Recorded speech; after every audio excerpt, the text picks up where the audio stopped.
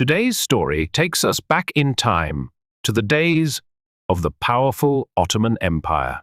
Meet Sultan Suleiman the Magnificent, one of the greatest and most famous rulers in history. He was not only a strong leader, but also a wise man who loved art, justice, and learning. In this story, you will learn about Sultan Suleiman's life, his achievements, and the choices that made him truly magnificent. Listen carefully. Follow the subtitles and enjoy learning English through history. Let's begin the story of Sultan Suleiman the Magnificent. Part 1. The early life of Sultan Suleiman.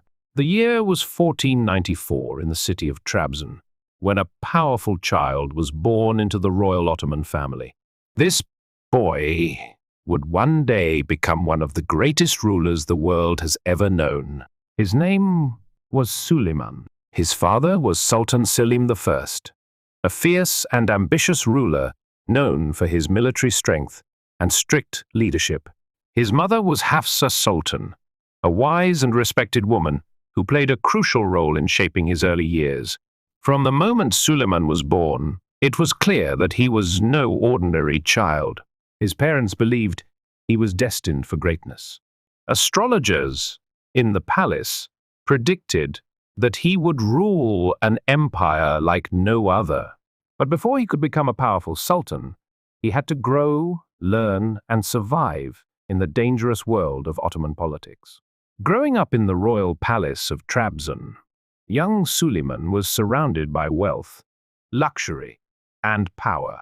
But his childhood was not just about comfort. From an early age, he was trained to be a ruler. He studied history, science, literature, mathematics, and military strategy. His father ensured that he received the best education possible, and he was taught by the most knowledgeable scholars of the empire. These scholars instilled in him the values of justice, wisdom, and leadership. But more than anything, Suleiman was fascinated by stories of great rulers, Alexander the Great, Julius Caesar, and past Ottoman sultans. He dreamed of becoming a leader who would be remembered for centuries. In the Ottoman Empire, a sultan was not just a ruler, he was also a warrior. At the age of 7, Suleiman was introduced to the art of war. He learned how to wield a sword, ride a horse, and command an army. His father believed that a true leader must be strong in both mind and body. By the age of 10, Suleiman was already showing signs of leadership. He had a sharp mind and a fearless heart. While other children played, he spent his time studying war strategies, reading books, and training with soldiers. One of his teachers once said, "This boy is not just learning, he is preparing to rule." But life as a royal child was not easy. The Ottoman Empire was filled with political enemies, assassins, and rivalries. Even within the palace, there were those who sought power and would do anything to achieve it. Suleiman learned early that trust was dangerous. His father, Sultan Selim I, was a strict and ruthless leader with many enemies. There were always whispers of betrayal and rebellion within the empire.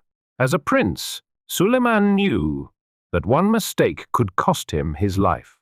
He was taught never to show weakness and to always stay one step ahead of his enemies. At the age of 15, Suleiman had his first real experience in leadership. His father appointed him as the governor of Kefe, modern-day Crimea. But this was not just a title, it was a test. He was sent away from the palace to rule a diverse and challenging region. At first, it was difficult. He was young, inexperienced, and surrounded by people who doubted him. But Suleiman was determined. He listened, learned, and proved himself as a fair and intelligent leader. Within a year, people started calling him the young lion. He showed wisdom beyond his years, making difficult decisions and earning the respect of his people. His father was watching closely, and he was impressed. This was just the beginning of Suleiman's journey toward greatness.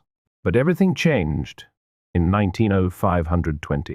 After ruling with an iron fist for years, Sultan Selim I fell ill and died.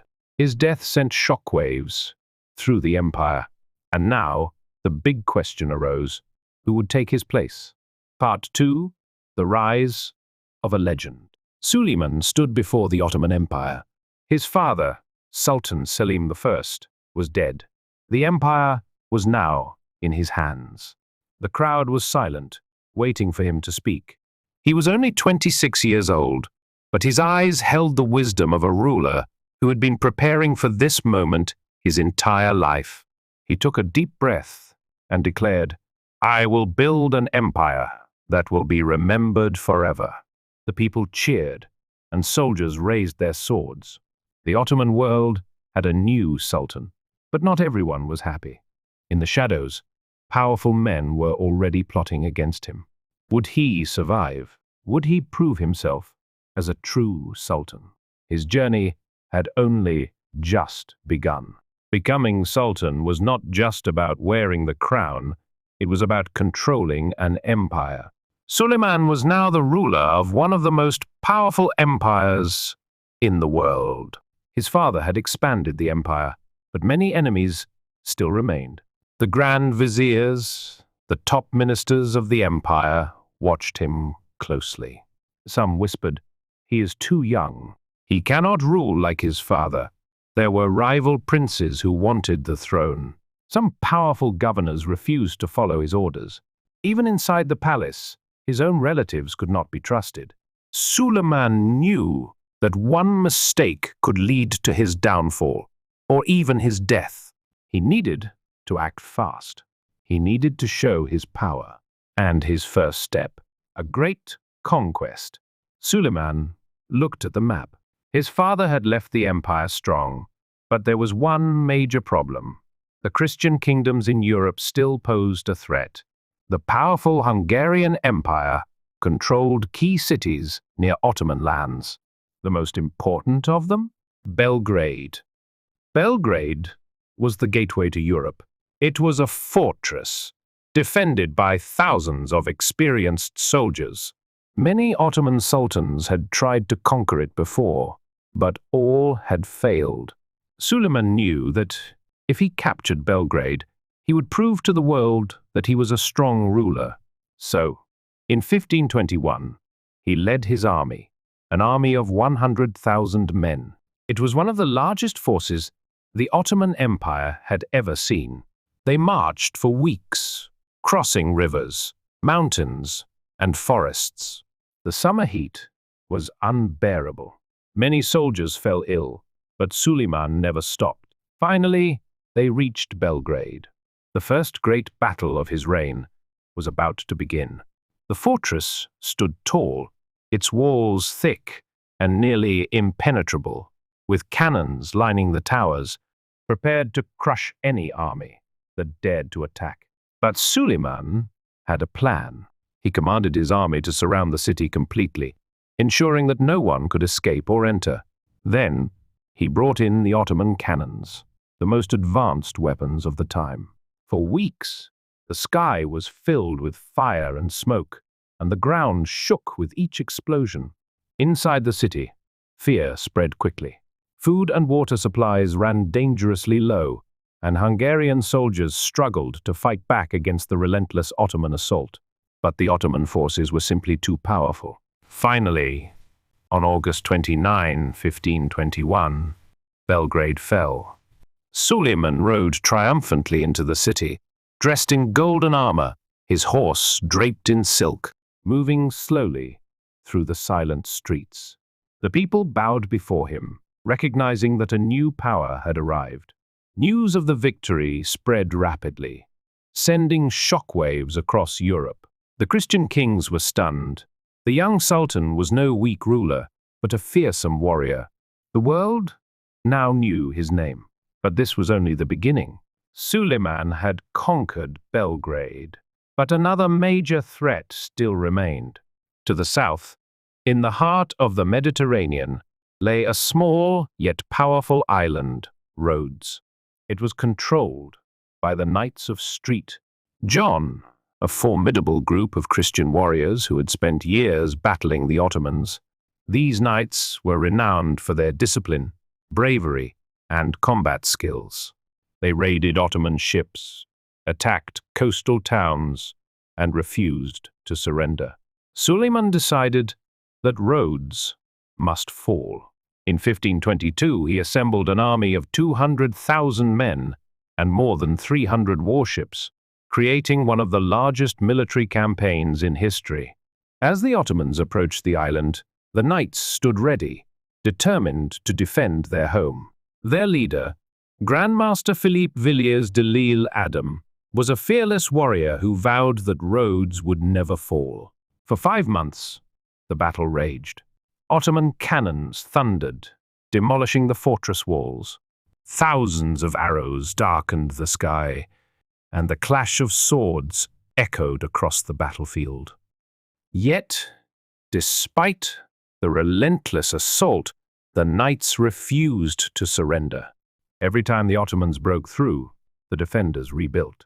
Every day, hundreds perished on both sides. Suleiman watched from his war tent, admiring the unyielding spirit of the knights. They were not just enemies, they were warriors like him. Finally, on December 22, 1522, after months of bloodshed, the knights could fight no longer. Their leader walked out of the fortress and stood before Suleiman. Instead of executing them, Suleiman did something unexpected. He spared their lives. He allowed the knights to leave Rhodes safely, carrying their weapons with them. It was an act of honor, wisdom, and mercy. The world was stunned. The Christian kings could not believe that the greatest Muslim ruler had shown compassion to his enemies. But Suleiman was not just a conqueror, he was a ruler who knew when to fight and when to forgive. With Rhodes, now under Ottoman control, Suleiman had secured dominance in the Mediterranean.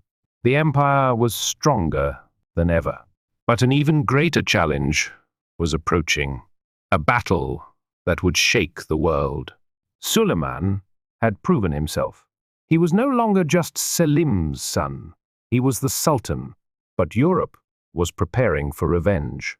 The Hungarian king, Louis II, was furious. He gathered an army and sent urgent messages to European rulers, warning them, "We must stop the Ottomans before it is too late." The Pope in Rome called for a holy war against Suleiman. The Christian world wanted blood, but Suleiman was ready. He studied his map and smiled. "Let them come," he said. "I will meet them on the battlefield." And so, he began planning one of the greatest battles in history. The battle that shook the world. In April 1526, Suleiman led an army of 100,000 soldiers toward Hungary. It was one of the most powerful military forces in history. His army consisted of 70,000 elite janissaries and cavalry, the best-trained warriors of the Ottoman Empire. Hundreds of cannons were prepared to demolish enemy fortresses. Massive war elephants, brought from India, were ready to crush enemy lines. Thousands of supply wagons carried food, weapons, and gold. The Ottoman army moved like a giant wave, unstoppable and powerful. As they marched, Suleiman sent a message to King Louis II of Hungary. The message was simple: surrender, and I will show mercy. Fight, and your kingdom will fall. Louis II, a young and inexperienced ruler, ignored the warning. He was only 20 years old, and his advisors filled his head with pride. He gathered an army of 25,000 soldiers, far smaller than Suleiman's forces, but he was confident. He believed that God would protect him. He was wrong. On August 28, 1526, the Ottoman army reached the fields of Mohacs. The Hungarian army was waiting. That night, Suleiman walked through his camp. Soldiers sat around fires, sharpening their swords, whispering about the battle ahead. Some were nervous. The Hungarians were desperate and would fight like lions. But Suleiman was calm. He knelt and prayed, asking Allah for strength and victory. He knew that tomorrow history would be made. At dawn on August 29, 1526, the sky was thick with smoke. The battlefield fell silent. Then the Ottoman cannons roared. The first cannonball flew like a falling star, smashing into the Hungarian lines. Boom! Soldiers screamed as bodies flew into the air. The battle had begun. The Hungarian cavalry charged first, 5,000 horsemen galloping toward the Ottoman ranks. Suleiman gave no orders. He waited. As the Hungarians drew closer, the Janissaries raised their rifles. Then, fire. A storm of bullets tore through the Hungarian cavalry. Horses collapsed, knights fell, and the charge was shattered. King Louis II watched in horror as his men were cut down. He panicked and ordered a full attack. Big mistake. The Ottomans, calm and disciplined, surrounded them. For 2 hours, the Hungarians fought bravely, but it was futile. The Janissaries moved like ghosts, striking with precision. By the end, the Hungarian army was completely destroyed. King Louis II tried to escape on horseback, but as he crossed a river, his horse slipped. He fell into the water and drowned. Suleiman had won. Hungary was his. The battle had lasted only 2 hours, but it had changed history forever. Suleiman entered Buda, the capital of Hungary, walking through the royal palace. The Hungarian kingdom was no more. In Rome, the Pope, the Holy Roman Emperor, and the kings of Europe were in shock. How could a Muslim sultan destroy a Christian kingdom in just 2 hours? Fear spread across Europe. The doors to the heart of Europe were now wide open. Would Suleiman march to Vienna, Rome, or Paris? Was he about to conquer all of Europe? The Christian world prepared for war, but for Suleiman, the battle was far from over. A new enemy was rising, one that would challenge his power like no one before. News of Suleiman's victory reached Vienna, and one man was furious: Charles V, the Holy Roman Emperor. He was the most powerful Christian ruler in the world, ruling over Spain, Austria, the Netherlands, parts of Italy, and the Americas, where Spanish explorers were discovering gold. His empire stretched across continents, earning him the title the king on whose empire the sun never sets. Determined to stop Suleiman, Charles sent a desperate message to all Christian kings and princes: unite, or we will all fall before the Sultan. Europe braced for war, and Suleiman was ready. He turned to his advisors and declared, "Let them come.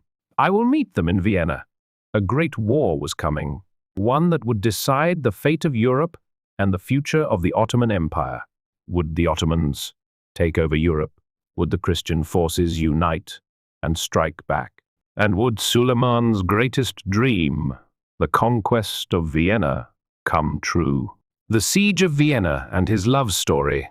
The year was 1529, and Suleiman the Magnificent stood on the edge of history. His army had already crushed Hungary, defeated King Louis II, and taken control of Buda, the capital of Hungary. But his greatest challenge lay ahead: Vienna. Vienna was the gateway to Europe. If Suleiman conquered it, the road to Germany, Italy, and even Rome would be wide open.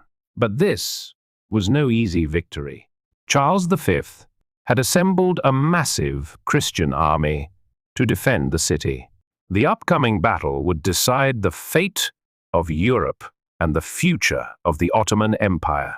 But before we dive into the war, let's step back and look at the personal life of Sultan Suleiman.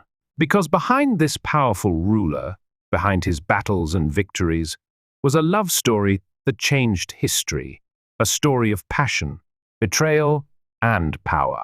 In the golden palace of Topkapi, at the heart of the Ottoman Empire, Sultan Suleiman had many concubines. According to Ottoman tradition, the Sultan never married. He had children with different women, but none of them held real power. That all changed when he met one woman, a woman who would break traditions and become the most powerful woman in Ottoman history. Her name was Hurrem Sultan. Before she became a queen, she was a slave. Hurrem's real name was Roxolana. She was born in 1502 in Ruthenia, modern-day Ukraine. When she was a young girl, she was captured by Crimean Tatar raiders, who sold her as a slave. She was taken to Istanbul and sent to the Topkapi Palace, where she became one of hundreds of concubines in the Sultan's harem. But Hurrem was different. She was beautiful, with striking red hair and green eyes. She was intelligent and charming. She quickly learned Turkish, but more importantly, she knew how to win a man's heart. And that man was Suleiman the Magnificent. Inside the harem, Hurrem stood out. She was not like the other women. She made Suleiman laugh. She wrote poetry for him. She was witty and confident. Suleiman fell deeply in love with her. Soon, Hurrem became his favorite concubine. But this love story was not simple.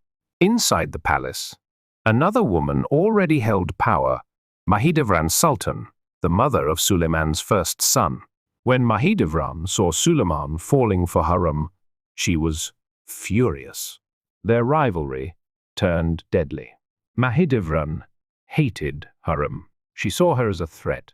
She insulted her in front of others. One day, Mahidevran lost control. She attacked Hurrem in the palace, beating her so severely that her face was left scratched and bruised. Hurrem ran to Suleiman, crying.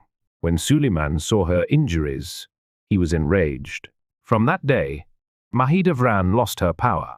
She was sent away, and Hurrem became the most powerful woman in the harem.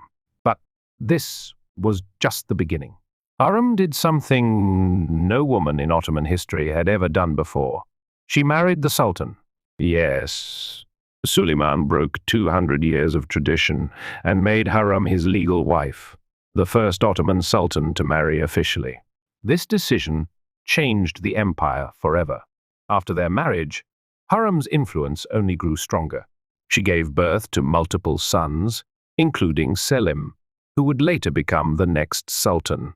She advised Suleiman on politics, and some even called her the true ruler of the empire. But Hurrem had many enemies. The Ottoman court was filled with jealous viziers and powerful nobles. Some whispered that she was controlling the Sultan. Others accused her of being a witch. Yet, Hurrem was unstoppable.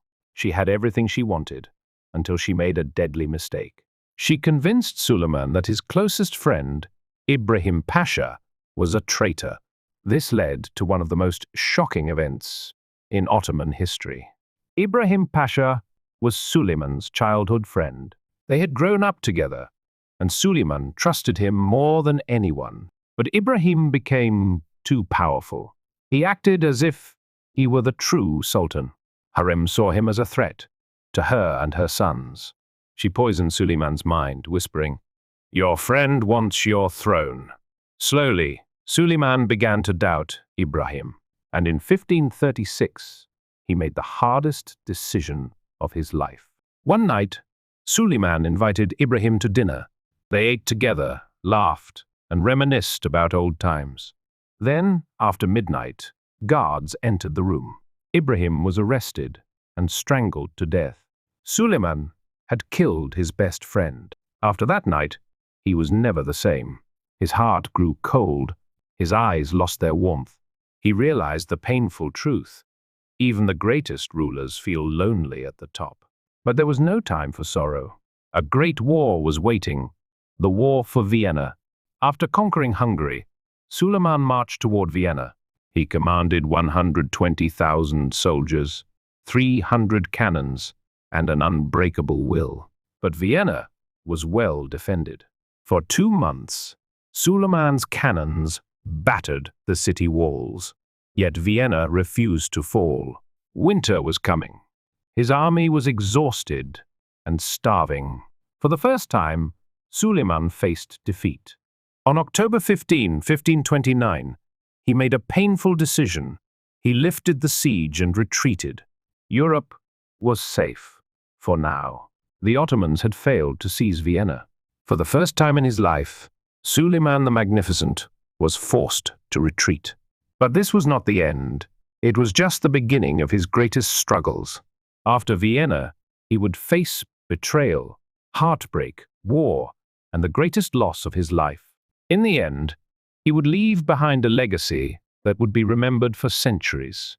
This is the final chapter of Sultan Suleiman's unforgettable story. Suleiman had fought many battles, but his most painful battle was not on the battlefield. It was in his own heart. By the 1550s, he had ruled for nearly 40 years. His empire was at its strongest, but something was missing. Hurrem. By this time, Hurrem Sultan was ill. No one knew exactly what disease she had, but day by day she grew weaker. Suleiman visited her every day in her chambers. For the first time, the mighty Sultan looked helpless. He held her hands, kissed her forehead, and whispered words of love. He promised her, "You are my one and only love. No other woman will ever take your place." But love could not stop death. On April 15, 1558, Hurrem Sultan took her last breath. She died in Suleiman's arms. And for the first time, Suleiman broke down. The most powerful man in the world, who had never cried in front of anyone, wept like a child that day. The palace felt empty. The empire felt cold. And for Suleiman, life lost its meaning. He built a magnificent tomb for Hurrem, so that even in death, she would be by his side. But his sorrow was not over. The next tragedy would shake the empire to its core. With Hurrem gone, one question filled the air. Who would be the next sultan? Suleiman had 2 powerful sons left. Mustafa, the people's favorite, brave, strong, and a natural leader, and Selim, weak, but Hurrem's favorite. There was only one rule in the Ottoman Empire. Only one son could survive. The other must die. The army and the people loved Mustafa. They wanted him to be the next sultan. But Hurrem had always favored Selim. Even after her death, her influence remained. Suleiman began to suspect that Mustafa was plotting against him. Some whispered in his ears, "Your son wants your throne." Others warned him, "If you do not stop him, he will kill you first." On a dark night in 1553, Suleiman made a decision that would haunt him forever. He ordered the execution of his own son. Mustafa was called to the Sultan's tent. He walked inside, trusting his father. But as soon as he entered, the doors locked behind him. The men who were sent to kill him stepped forward. Mustafa tried to fight with all his strength, but there were too many of them. They used a silk rope to strangle him. And just like that, Suleiman's greatest son was dead. When the army heard what had happened, they wept. Even Suleiman's closest friends turned against him. He had done the unthinkable. He had killed his own blood. After that day, Suleiman was never the same. His heart was heavy with regret. His eyes lost their shine, and he knew his end was near. By 1566, Suleiman was 71 years old. He had ruled the Ottoman Empire for nearly 50 years. He was old. He was tired, but he had one last war to fight, a war against Hungary. Even though he was sick and weak, Suleiman led his army one last time. He sat on his horse, dressed in his golden armor, his face full of wrinkles and wisdom. His soldiers looked at him with love, because even at this age, he was still their great sultan. The Ottoman army attacked the Hungarian fortress of Szigetvar. The battle was fierce. Cannon fire shook the ground. Swords clashed. Blood covered the fields. But in the middle of the war, something happened. Something that no one was prepared for. On September 6, 1566, in the darkness of his war tent, Sultan Suleiman the Magnificent took his last breath. He died peacefully in his sleep, but his death was kept a secret. If the army knew, they might lose their spirit. For 48 days, the battle continued, and finally, the Ottomans won. Only then was the truth revealed. Suleiman was gone. The empire mourned. People cried in the streets. The world lost one of its greatest rulers. Suleiman's body was taken back to Istanbul. He was buried in a magnificent tomb next to Hurrem Sultan. But there was a secret. Before he died, Suleiman had ordered something special. He knew that if he died during battle, his enemies would try to steal his heart. So before his body was taken back to Istanbul, his heart and internal organs were buried in Hungary. For centuries, no one knew where they were. But in 2016, archaeologists found a hidden site in Szigetvar, Hungary, a small tomb deep underground. Inside, they discovered traces of Ottoman-era soil. They believe that this is where the heart of Sultan Suleiman rests. Even in death, his presence remained on the battlefield. Suleiman was not just a conqueror. He was a builder. He built mosques, bridges, and palaces that still stand today. He was a lawgiver. His legal system became the foundation for modern laws. And he was a lover. His love for Hurrem changed Ottoman history. Even today in Turkey, his name is spoken with respect. He was Suleiman the Magnificent, and his story will never be forgotten. This was the unforgettable story of Suleiman the Magnificent, a story of power, love, betrayal, and war. If you enjoyed this, share it with others, because history deserves to be remembered. Suleiman the Magnificent is no longer with us. His body turned to dust centuries ago. His empire no longer exists, but his legacy, his name, it will never die. Because true greatness does not fade with time. It grows. It inspires. It changes lives. Suleiman's story is not just history. It is a lesson about power, love, ambition, and wisdom. A lesson that teaches us, if you dream big, you can change the world. If you love deeply, your love will be remembered forever. If you stand strong, no obstacle can break you. Suleiman started as a young boy with a dream, and he did not wait for greatness to come to him. He built it with his own hands, through blood, sweat, and sacrifice, through heartbreak, loss, and war. He never gave up, even when he lost the people he loved, even when his own heart was filled with regret. Because true leaders do not stop. They keep going. They leave a mark on history, and they teach us that we too can achieve greatness. Thank you for listening to the story of Sultan Suleiman the Magnificent. If you enjoyed this story and want to improve your English listening and reading skills, don't forget to like the video, comment below. Tell us your favorite part of the story. Subscribe for more exciting English stories every week. Share this video with friends who want to learn English too. See you in the next story.